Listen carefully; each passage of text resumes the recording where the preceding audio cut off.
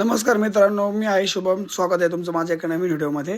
आज आपण आलो होतो पारायण सोहळ्यामध्ये, श्री दत्त पारायण सोहळा 2025 मध्ये सणसवाडीला. चला पाहूयात पुढे काही क्षण.